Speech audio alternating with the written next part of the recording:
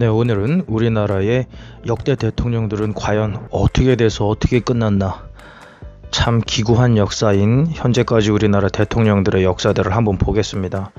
우리나라는 1948년 8월 15일 미국이 일본에다가 히로시마에다 원자폭탄 리틀보이를 떨이면서 일본 천황이 무조건 황제를 해서 독립을 하게 됩니다.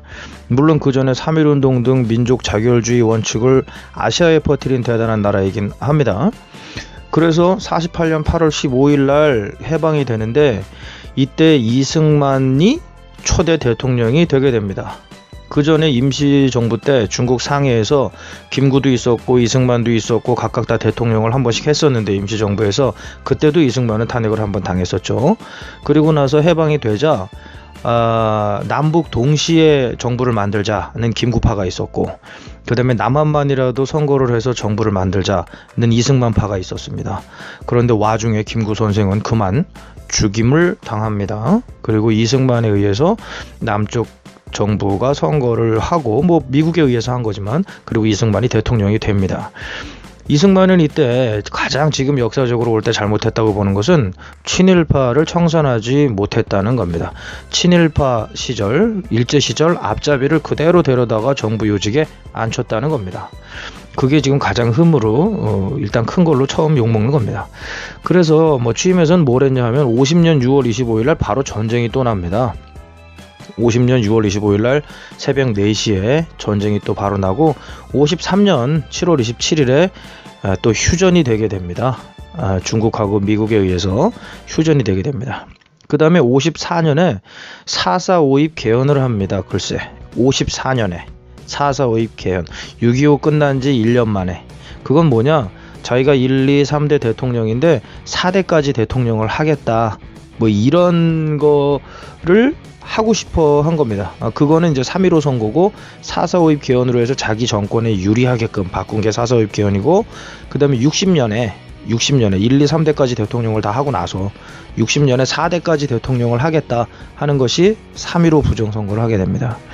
그 다음에 그거 안 되겠다 싶으니까 4.19 혁명이 일어납니다. 4.19 혁명은 또 언제 일어나냐면 3.15 부정선거도 하고, 그 다음에 당시 부통령 리기붕이를, 자기 당에 있는 리기붕 씨를 갖다가 부통령으로 만들려고 개표 조작을 또 하게 됩니다. 이래서 드디어 학생 중심으로 해서 4.19 혁명이 이제 최초로 일어났다, 이렇게 보는 겁니다.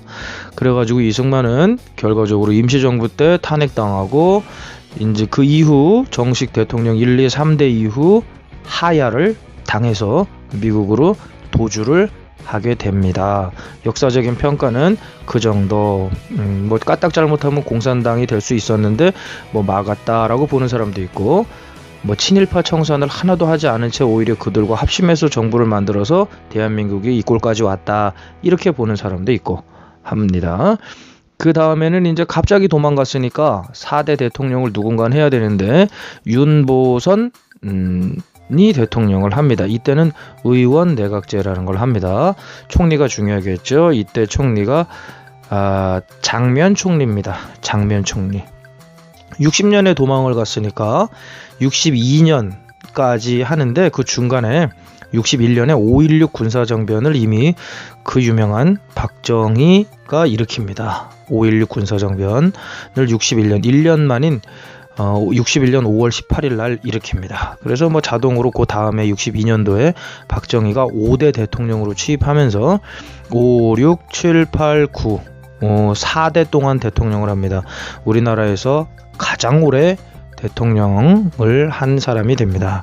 박정희는 대통령이 되자마자 구 정치인들의 활동을 모조리 금지시킵니다. 63년 3월 16일 금지 발표를 합니다. 김영삼, 김대중 등등 당시 민주활동을 했던 정치인들은 모조리 금지시킵니다. 이 사람들이 오히려 나라를 어지럽히고 발전을 저해하고 혼란하게 한다, 이런 명목으로 어디까지가 진실이고 현실적인지는 더 다양하게 봐야 되겠습니다. 그 다음에 국민투표를 보류를 시켜버립니다. 즉 국민투표를 못하게 합니다. 그것이 63년 조금 한 2주일 있다가 4월 8일 날 합니다. 그 다음에 베트남 파병이 이때 이루어집니다. 국제시장 뭐 이렇게 나오는 거. 64년 8월 그때 베트남 파병을 하게 됩니다. 그 다음에 한일협정 체결, 이것도 65년도에 하게 됩니다. 그 다음에 또 그 유명한 새마을운동, 새벽정이 울렸네, 어서 일어나 모두 일하러 나가세 하던 새마을운동이 1970년대 얘기합니다. 지금 40대들입니다. 40대들. 우리 이 새마을운동 때 태어난 겁니다. 그럼 이때 한참 하던 거는 지금 70대들 새마을운동 때 한참 30대였던 겁니다. 지금 70대들이. 그러니까 뭐 무지하게 했겠죠. 지금 80대들은 20대들이었고, 그 다음에 7.4 남북 공동선언을 72년도 7월 4일 날 하게 됩니다. 그 다음에 이제 또 중요한 게 72년도에 유신을 합니다. 유신이라는 건 뭐냐면 자기가 살아있을 때까지는 죽을 때까지 대통령을 하겠다. 즉 왕이 되겠다, 황제가 되겠다, 이런 뜻입니다. 결국엔 뭐 이루진 못했죠. 김재규의 총탄에 의해서. 그 다음에 유경수 여사가 74년 8월 15일 날 피격을 당합니다. 74년 8월 15일 날. 그 다음에 부마항쟁이라고 부산 마산 지역에서 역시 또 학생들 중심으로 시작이 됩니다. 그것이 79년 10월 16일 날 일어납니다. 부마항쟁이 79년 10월 16일 날 일어납니다.